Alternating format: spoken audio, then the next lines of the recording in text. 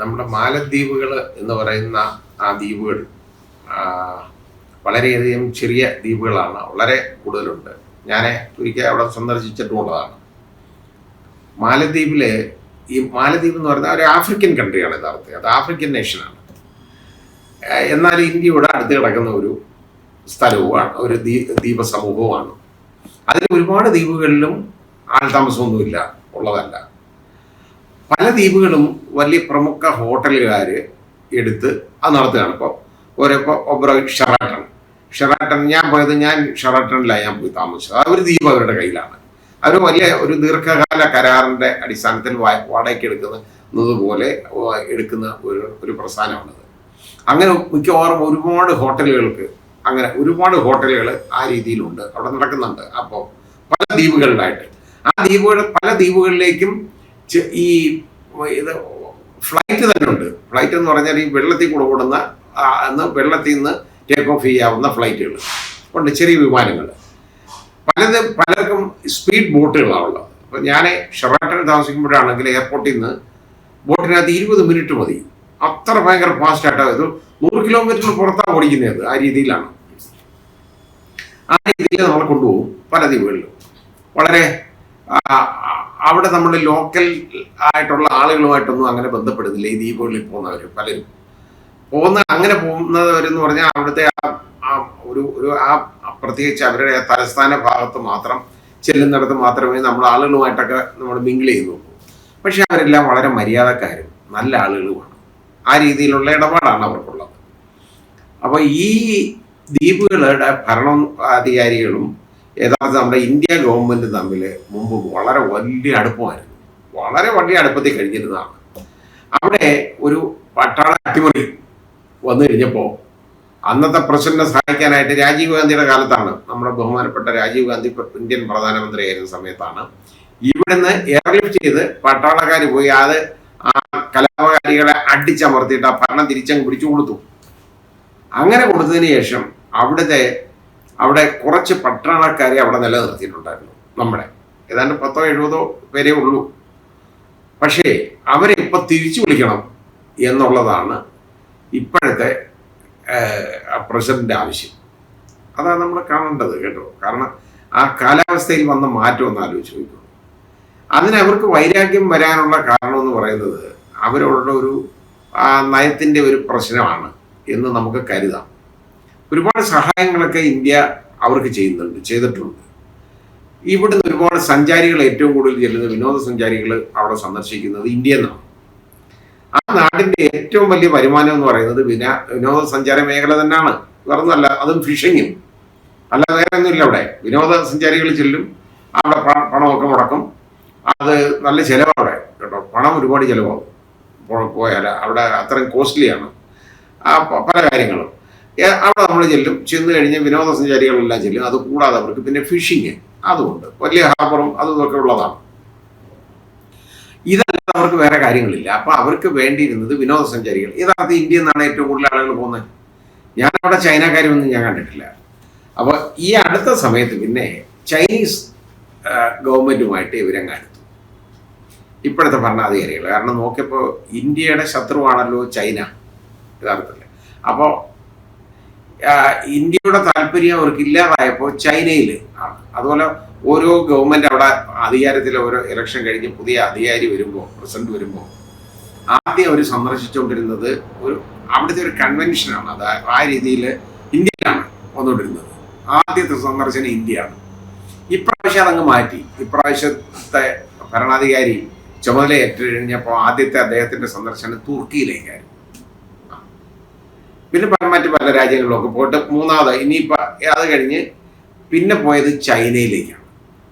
ചൈനയിൽ പോയിട്ട് അവിടെ അവരോട് അഭ്യർത്ഥിക്കുകയാണ് അവിടുന്ന് വിനോദസഞ്ചാരികളെ ഏറ്റവും കൂടുതൽ അങ്ങോട്ട് പറഞ്ഞയക്കണം.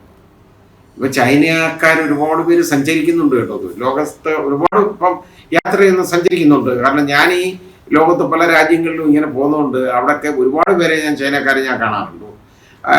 ഒരിക്കൽ തന്നെ എനിക്ക് തോന്നുന്നത് ഞാൻ കോപ്പൻഹേഗനിലേക്ക് കപ്പലിൽ, ഞങ്ങൾ കോപ്പൻഹേഗനിൽ വന്ന് ഇറങ്ങിയത് കപ്പലിലാണ്. അതായത്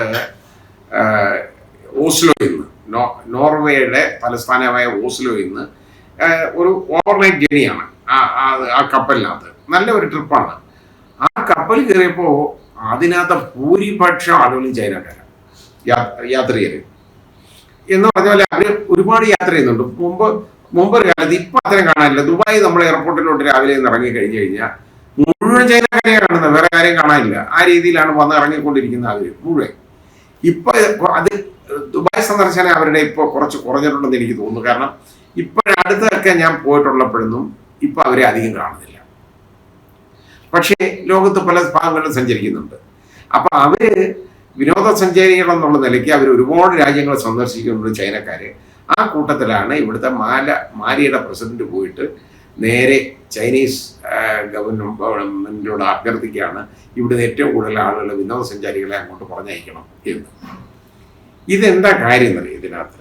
അതായത് അവർക്ക് ഒരു തോന്നലുള്ളത്, ഈ മാലിദ്വീപുമായിട്ട് കോമ്പീറ്റ് ചെയ്യാനായിട്ട് ഇവിടുത്തെ ലക്ഷദ്വീപിനെ നമ്മുടെ ഗവൺമെന്റ് ഉപയോഗിക്കുന്നു, നമ്മുടെ സെൻട്രൽ ഗവൺമെന്റ് ആ രീതിയിലേക്ക് മാറ്റിക്കൊണ്ടുവരാനായിട്ട് ശ്രമിക്കുന്നു എന്നുള്ളതാണ് അവരുടെ ഒരു ഭയം. അവരുടെ ഏക വരുമാനം എന്ന് പറഞ്ഞാൽ ഞാൻ പറഞ്ഞില്ലേ, മെയിനായിട്ടുള്ള വരുമാനം വിനോദസഞ്ചാരം മാത്രമാണ്. അപ്പൊ അങ്ങനെ ഉള്ളപ്പോൾ ലക്ഷദ്വീപിൽ നമ്മൾ സഞ്ചരിക്കാൻ പോയി കഴിഞ്ഞിടത്തും വലിയ പണച്ചെലവൊന്നുമില്ല. അവിടെ താമസിക്കാൻ ഹോട്ടലുകളോ ആകെപ്പാടെ ഒരു ഹോട്ടൽ മാത്രമേ ഉള്ളൂ കേട്ടോ. അത് ആദ്യം ആ ബംഗാരം ആ ഐലൻഡിലെങ്ങാണ്ടേ ഉള്ളൂ, ഞാൻ പോയിട്ടുള്ളതാണ്. ബാക്കി കടമത്തൊക്കെയാണ് നല്ല ദ്വീപുള്ളത്. പക്ഷെ ആ കടമത്തൊക്കെ നമ്മളെ സ്പോർട്സുകാരുടെ ഒരു ആ ഡിപ്പാർട്ട്മെന്റിന്റെ ഒരു ഹോസ്റ്റല് പോലെ ഒരു ലോഡ്ജ് ഉണ്ട്, ഹോട്ടലാണ്. വലിയ മോശമല്ല, മുറിയൊക്കെ നല്ലതാണ്. അങ്ങനെയുള്ള ഒന്നോ രണ്ടോ പ്രസ്ഥാനങ്ങളല്ലാതെ അവിടെ നമ്മൾ ചെന്നാൽ താമസിക്കാനൊന്നും ഒരു മാർഗമില്ല. അല്ലെങ്കിൽ നമ്മുടെ ആരെങ്കിലും പരിചയക്കാരൊക്കെ വേണം. എനിക്ക് അവിടെ ആളുകളൊക്കെ വേറെ ധാരാളം ഉണ്ട് പലയിടത്തും പോയാലൊക്കെ.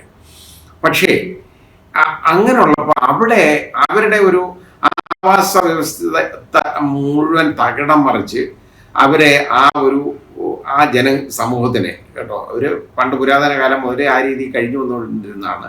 അവരുടെ എല്ലാ സ്വാതന്ത്ര്യവും കയ്യേറി അവരെ എല്ലാം ഏതാണ്ട് തടങ്കൽ പാളയത്തിലാക്കുന്ന മാതിരി ആക്കി ഇപ്പൊ ഗവൺമെന്റ് ഏതാണ്ടൊക്കെ അവിടെ ചെയ്യുന്നുണ്ട്. ആർക്കൊക്കെയോ ഇത് എഴുതി കൊടുക്കാനോ ദ്വീപിനകത്ത് ഏതെങ്കിലും ഹോട്ടലൊക്കെ എസ്റ്റാബ്ലിഷ് ചെയ്യാനോ ഒക്കെ നടക്കുന്നുണ്ട്. അവരുടെ തീരുമാനമാണ് നടക്കുന്നത്. അപ്പൊ അത് മുൻകൂട്ടി കണ്ടുകൊണ്ടാണ് മാലിക്കാര് ഇതിനെതിരെ, ഇന്ത്യക്കെതിരെ പ്രവർത്തിക്കുന്നതെന്നാണ് നമുക്ക് മനസ്സിലാക്കാൻ പറ്റുന്നത്.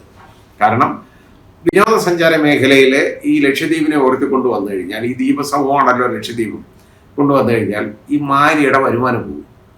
ആ രീതിയാണ്. കാരണം മാലിയുടെ ചെലവ് എന്തായാലും ഇവിടെ വരികയില്ല. അപ്പൊ അങ്ങനെ വരാത്തപ്പോൾ ഇവിടെ ഏതായാലും ഇവരെ ഇത് ഉയർത്തിക്കൊണ്ടു വന്നു കഴിഞ്ഞാൽ അവർക്ക് പിൽക്കാലത്ത് ഒരു ഭീഷണിയാകും എന്നൊരു ഭയം അവരുടെ മനസ്സിലുണ്ട്.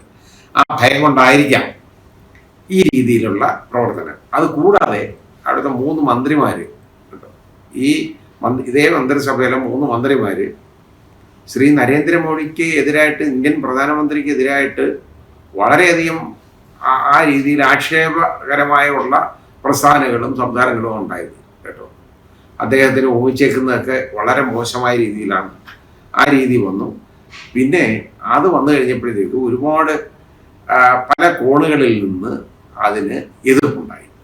ആ എതിർപ്പ് വന്നു കഴിഞ്ഞപ്പോൾ ആ മന്ത്രിമാരുടെ പണി പോയി എന്നുള്ളതാണ് സംഭവിച്ചിരുന്നത്. അപ്പം ഇത് പക്ഷേ നമ്മൾ തിരിച്ചറിയേണ്ടത് നമ്മുടെ മിത്രങ്ങൾ നമ്മുടെ ശത്രുക്കളായി മാറുന്നു എന്നുള്ളതാണ്. ഇവിടെ നമ്മുടെ രാജ്യമായിട്ട് ഏറ്റവും കൂടുതൽ മിത്രമായിട്ട് കഴിഞ്ഞിരുന്നതാണ് ശ്രീലങ്ക. ശ്രീലങ്കയിലെ ആ പോർട്ട് എന്ന് പറയുന്നത്, കൊളംബോ പോർട്ട് വലുതാക്കി കഴിഞ്ഞപ്പോൾ അത് ചൈനക്കാരുടെ കയ്യിലാണ് ഇപ്പോൾ. അത് നമുക്ക് വലിയ ഭീഷണിയല്ലേ ഇന്ത്യക്ക്. മാലിയിൽ അതേപോലെ ഇവർക്കൊരു താവളം, ചൈനീസ് താവളം വരികയാണെന്ന് പറയുന്നത് ഇന്ത്യക്ക് വലിയ ഭീഷണിയാണ്. ആ മേഖലയിൽ വലിയ ഭീഷണിയാണ്. ശ്രീലങ്കയിൽ ആൾറെഡി അങ്ങനെ പോയി കഴിഞ്ഞു. നമ്മുടെ രാജ്യത്തിന് ചുറ്റുമുള്ള ഭാഗങ്ങൾ കൈയടക്കാനായിട്ടുള്ള ഒരു ബോധപൂർവമായ ശ്രമമാണ് ചൈനയുടെ കയ്യിൽ നിന്നുള്ളത്. ആ ഭീഷണി അത് അവർ നല്ല രീതിയിൽ പ്രയോഗിക്കുന്നതാണ് ഇപ്പോൾ മാലിയിൽ. അതേപോലെ നമ്മുടെ ചുറ്റുമുള്ള മറ്റെല്ലാ രാജ്യങ്ങളിലും ഇത് ഇങ്ങനെ വരികയാണ്. ആ രീതിയിലേക്കാണ് ചൈനീസ് അധിനിവേശം അങ്ങ് കൊണ്ടുവന്നിട്ട് ഇന്ത്യയെ ഒരു കുടുക്കിനകത്താക്കാനുള്ള ഒരു ശ്രമമാണ്. അതിൻ്റെ ഭാഗമായിട്ട് ആണ് ഇത്തരം നടപടികളെന്ന് നമുക്ക് സംശയിക്കാം.